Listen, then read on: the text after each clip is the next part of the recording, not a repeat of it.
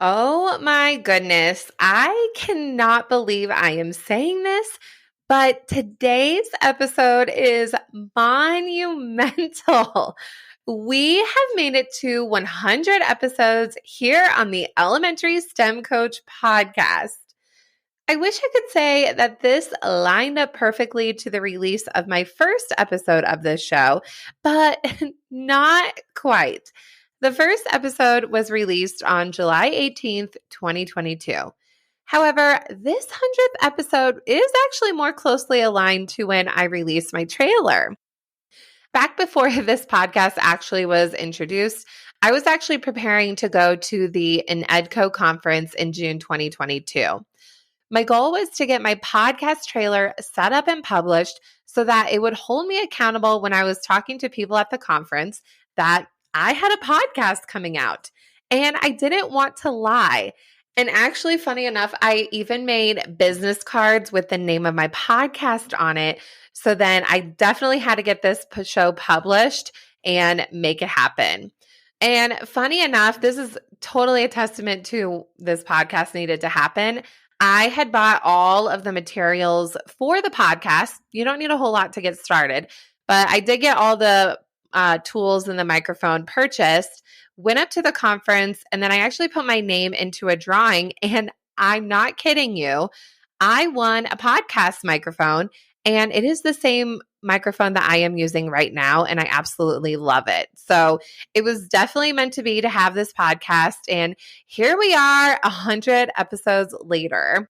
I wasn't even planning on staying with 2 episodes a week. However, you are all listening and chatting with me about how much you love the show and what kind of content you want to hear. So I'm continuing to pumping out the episodes. I'm definitely not at a loss for episode ideas. The most random things will pop up and I will put them into my online organization. So I have a whole list of things and things to come all ready to go for you guys. To celebrate the 100th episode, I'm also doing a special giveaway for you. One lucky person will win a free 30-minute coaching session with me, absolutely free. And to enter, it's pretty easy. All you have to do is write a 5-star review on Apple Podcast, take a screenshot before you hit submit. It can take a while for it to process. So take a screenshot before you click submit. Post a screenshot on Instagram stories and tag me at Naomi Meredith _. If you don't use Instagram, you can also send me an email with that screenshot. So you can send me the email at contactnaomimeredith@gmail.com. This will not only let me know what you are loving about the show, but also help other teachers know if this show is the perfect fit for them. This giveaway will end on Saturday, July 8th, 2023, and I will let the winner know shortly after if they won the session with me. To honor this podcast achievement of the 100th episode, this episode is a special one. I was asked by Brian Miller from Wonder Workshop to be their closing keynote speaker for their Spring 2023 International STEAM Summit. Side note, Brian was an awesome guest on the show, and you can go and listen to his interview on episode 32 and another collaboration I had with him in Wonder Workshop where I interviewed a NASA engineer in episode 57.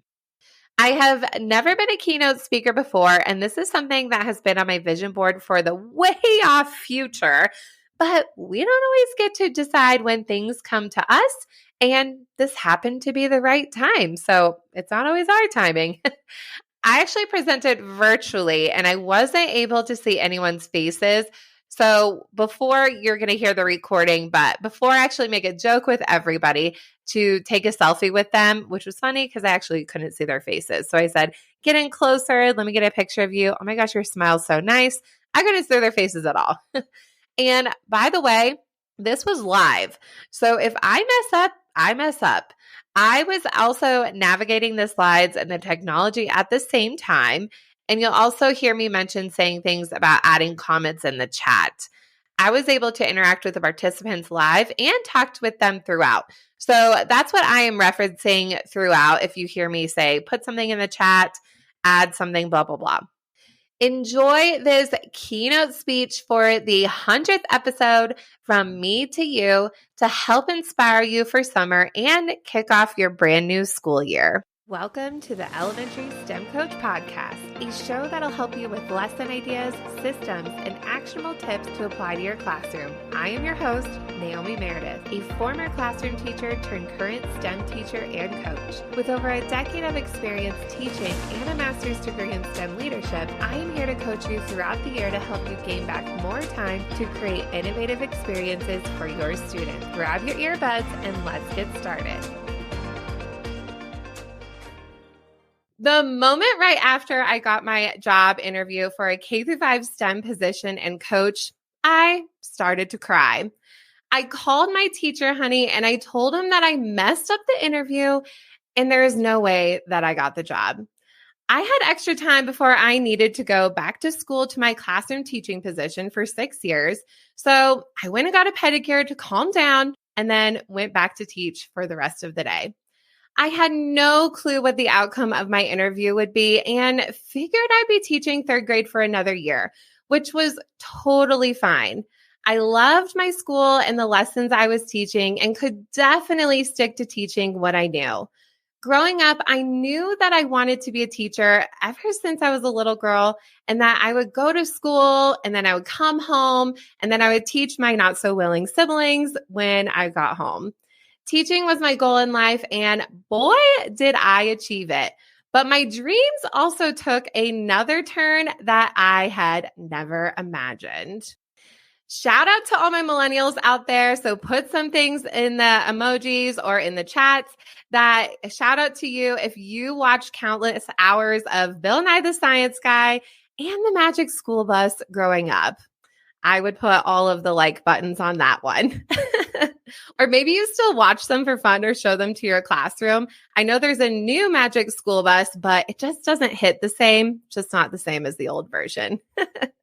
And when you think about it from a teacher perspective, Miss Frizzle was definitely innovative for her time with all of the crazy antics and experiences she provided for her students.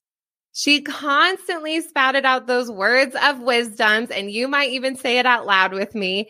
Take chances, make mistakes, and get messy. Also, when you are watching, feel free to take pictures or screenshots of me talking if there's anything that you want to remember. Side note, I totally dressed up as Miss Frizzle for Halloween a couple of years ago with my little dog, Frederick, and he was Liz the Lizard. And this was totally worth our time because we won the Halloween costume contest at Doggy Daycare that year. So fun fact about me. As educators, we can take heart this message as well. How are you taking chances? How are you making mistakes? Are you having moments where things can get a bit messy? It's so easy to stick to what we know, what's comfortable, what works, and what we like. It's safe and it feels good. But those times we jump out of our comfort zones and try some of those new things, even if we don't always know the outcome, it can be even better than what you think. So feel free to type out in the chat. So think about something that you definitely want to step out of your comfort zone and stir up your inner Miss Frizzle. You can feel free to type that in, or maybe you write it for yourself. Something that I tried this past week actually was having my students build their own robots. So that was very exciting, something I had no idea how to do. And we were cheering each other on today when one of the students was able to light up a light. So there's always lots of things that we can step out of our comfort zones. Lana wants to explore AI. That would definitely be a really great topic to explore with your kids, especially how AI is changing in our worlds. And there's a lot of different avenues with AI as well. So that would be a really interesting lesson. Take chances. The next day, I got a phone call from the job interview committee. I got the job. Not only did I get the K-5 STEM teaching and coaching position, but I was going to be teaching at a new to me district and school. I didn't know a single teacher or student in the building, And I would be teaching over 500 kids with limited supplies and zero curriculum. Sounds like the ideal position, right? Could explore some more of that AI that Lana was talking about. I clutched onto my 6 years of teaching experience and all the trainings that I took about innovative practices, the books I had read, the conferences that I attended, like this International STEAM Summit. And I used these experiences to help me build a foundation to create a program that I dreamed of having. While overwhelmed at first, over the course of the next 5 years, I planned cross-curricular lessons that were rooted in grade level standards. I took inventory of the supplies I had, found creative ways to get things, and planned long-term for future purchases that would enhance my curriculum. Lessons were taught, retaught, and some were thrown out the window, but there were others that got to come back for a second round. And my students and I were loving STEM together and found passions that we never knew existed. Another big thing when stepping out of my comfort zone, and you probably can relate, is teaching during COVID. And that was definitely an interesting time, but it allowed me to get my master's in STEM leadership to further my teaching practice. And I always like to tell my students, when you were learning, I was learning. So a lot of learning was happening during that time. So you can definitely like or add an emoji if you can relate, if you remember those COVID teaching days. It was an interesting time for sure. That was a weird day. I actually did a balloon launch that day, the day we found out we weren't coming back to school. And it was a whole school-wide event. All the kids were lined up outside and then had to go chase down a balloon. And then I never saw my students again until the fall. So that was a very weird time. In turn, I've been able to help support teachers and students all over the world in their STEM spaces with my resources, podcasts, and online courses. So when it comes to change can be a good thing. And it doesn't always have to be a life-altering job switch or getting another degree, which it totally can be those things too. Start small, just like that little seed, start small. You've learned a lot of great ideas from educators this week, and let's put them to good use. Think about a routine you might already have in your class. How can you spice things up and implement an innovative tool to make the routine more engaging? Are there teachers in your building or district that you can collaborate with and bounce ideas off to get a bit of a refresh in your content area? What about a lesson you always teach each year? Can you modernize it a bit? For example, when I was helping my fourth grade teachers with a unit about ecosystems, they were having their kids make brochures all about the ecosystems for years. The content and the way that the teachers were teaching were amazing, but the final product was a bit outdated. I don't know about you, but I'm not typically sitting around reading brochures to get my information. Maybe when you go to one of those hotels on the side of the road, you might get a brochure, but that's not typically my go-to resource. Instead, I help the teachers teach their students how to create a website to share their work to a bigger audience while also refining their word processing skills, creating engaging text features, and also capturing what they had been learning throughout the year. Take a moment to write down at least 3 new things. You don't have to overwhelm yourself, but write 3 new things that you want to take a chance on and that you'll commit to trying this next school year. Even the end of the school year is also a great opportunity trying those new things, even though it might not feel like it. And you can definitely put that in the chat. It could be one of those things too that you talked about before. Some people want to start an after school club, like Cheryl said. Kristen wants to do more with games, but think about those lessons that you learned throughout the week and what is something that you could try out in your classroom. So thinking about those things, this definitely ties into Miss Frizzle's next lesson and all about making mistakes. I'm the kind of teacher that loves to host after school clubs. So Cheryl, this one's for you.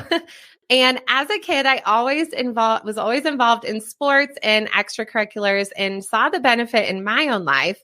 And as a teacher, that's something I've always implemented for my students to help them explore the world in new ways and find new passions. Clubs are also a great way to test out new lessons with less pressure. And this can help you with that thing that we just talked about. So if you're a little bit scared to try it within your own classroom, think about an after-school club and you can explore in a less scary setting. This past school year, I hosted a robotics club at my school for 2nd through 5th graders, and we were coding with our fave, our guy, Dash the robot. And there was such high interest for this club. Over 60 students signed up. So I had to get a bit creative with my scheduling so all the kids could participate. And it was so exciting. I was able to figure out so they could all participate.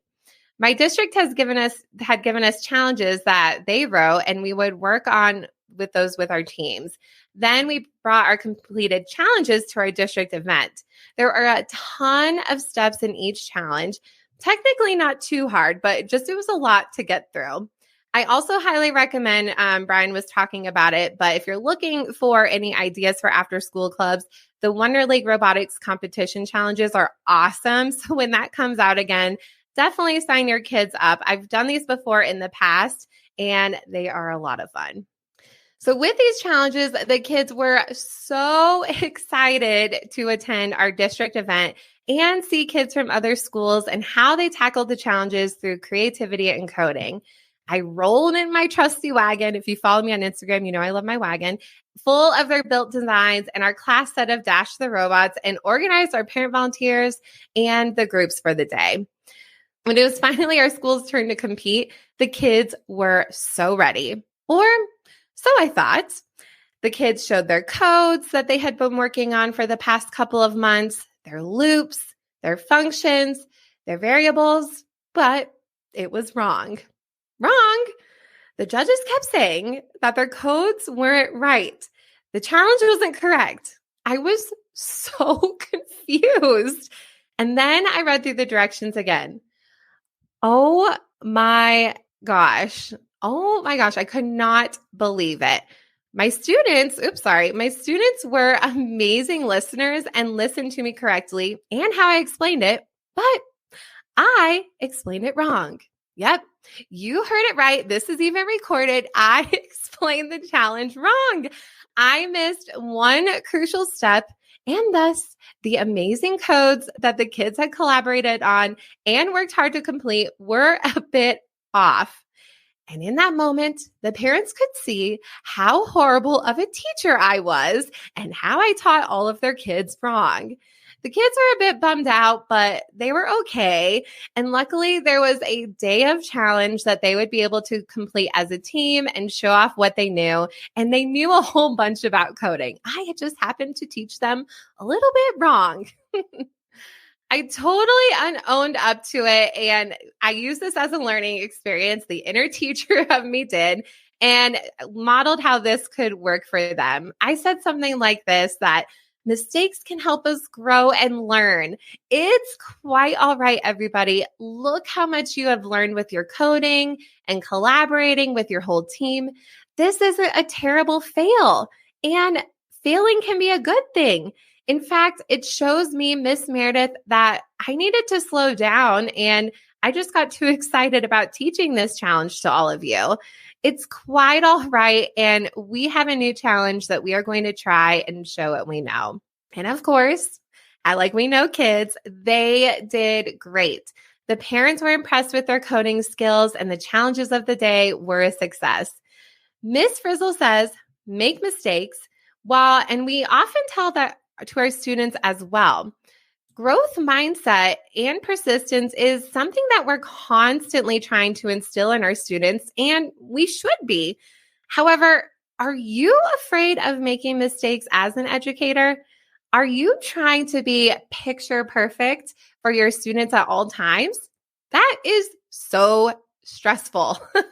Spoiler alert, I make mistakes all the time when I teach, and I let my students see that.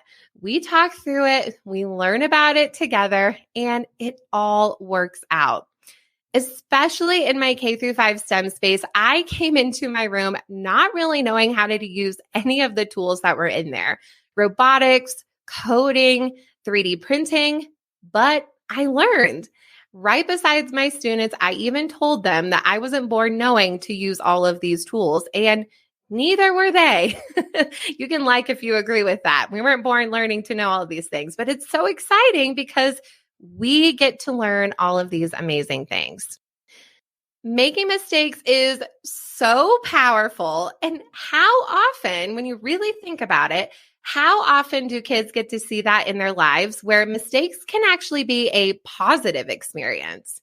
Think about some mistakes, and you probably, when I was talking, think of these already that you have made in teaching or even lessons that you have taught. If you feel brave enough, you are welcome to share those in the chat. And there are many times that making mistakes are okay, and you probably are so embarrassed in the moment, and then it's all okay in the end. And even collaborating with others is a great way to talk through of those mistakes. Like Lana is saying in the chat, how the Wonder Workshop Facebook group is a great way to collaborate. And definitely having those opportunities to share your mistakes with your students, but also with each other, with educators, can be a great way to learn from each other. Definitely. And Miss Frizzle also says, well, get messy.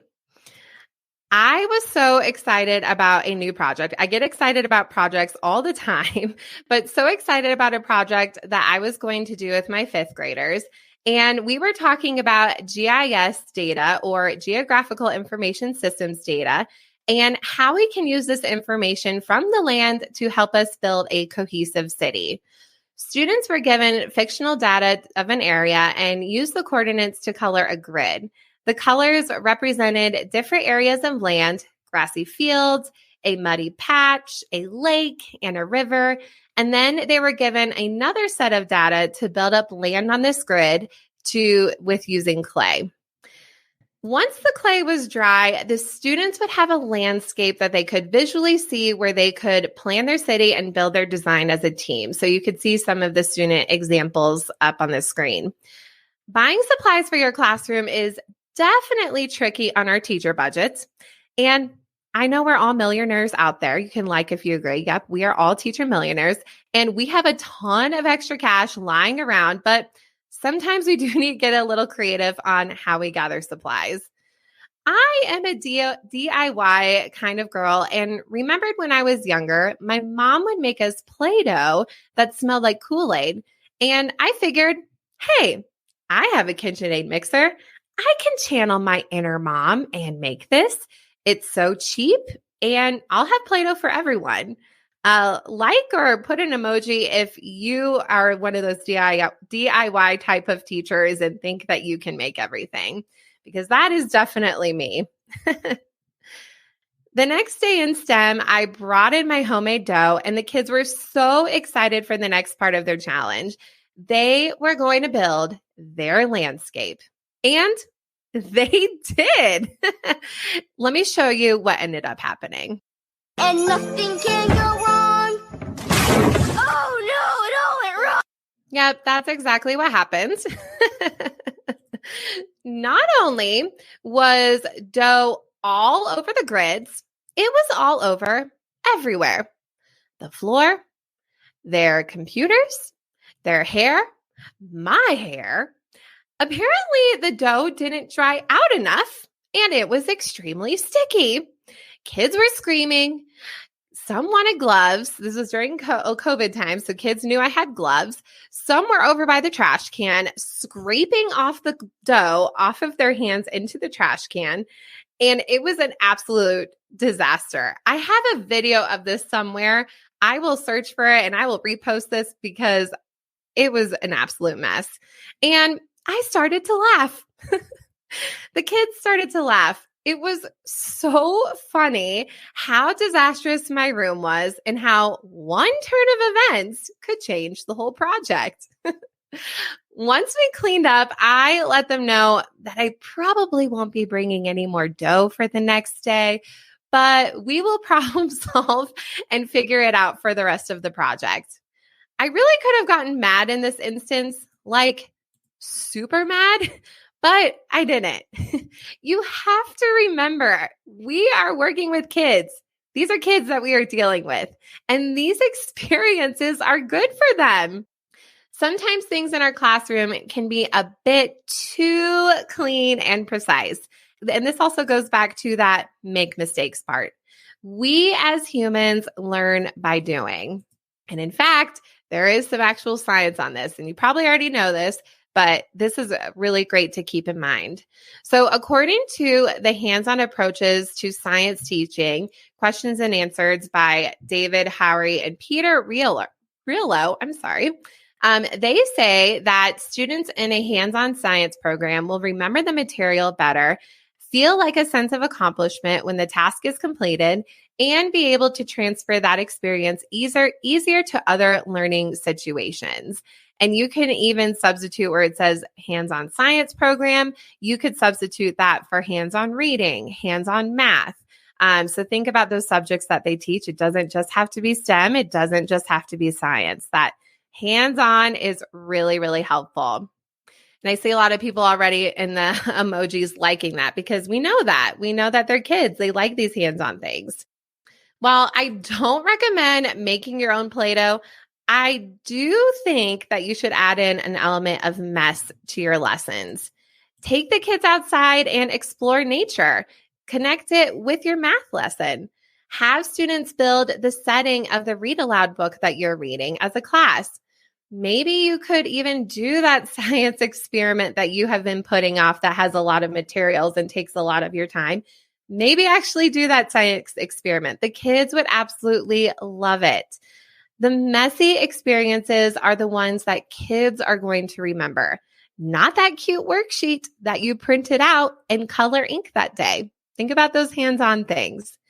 Just ask my teacher, honey. The one thing that drives him nuts about me is how I can be messy. And I don't think he just understands that Miss Frizzle has been telling me to be messy all of these years. Thumbs up to my messy people out there. Teaching is hard. It's really hard. No matter what subject or grade that you teach, it can be easy to stick with the stuff that you know and just get through the day.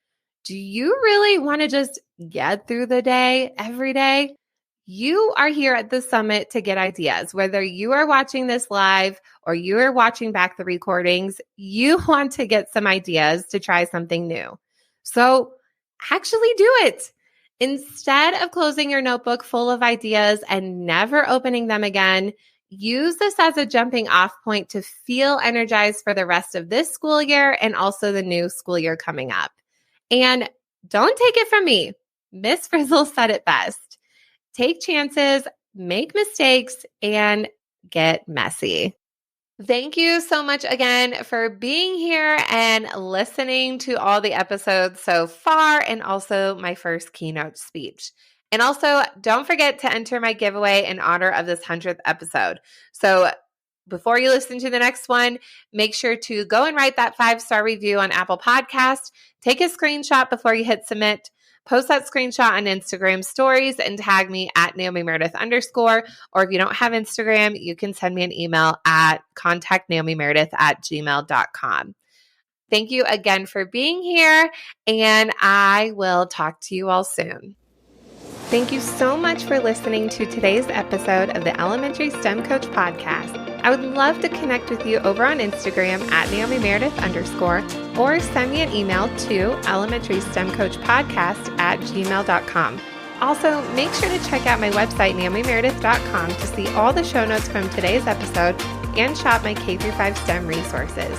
Any questions you have, needs for resources, or ideas for episodes, get in touch. I'll talk to you soon.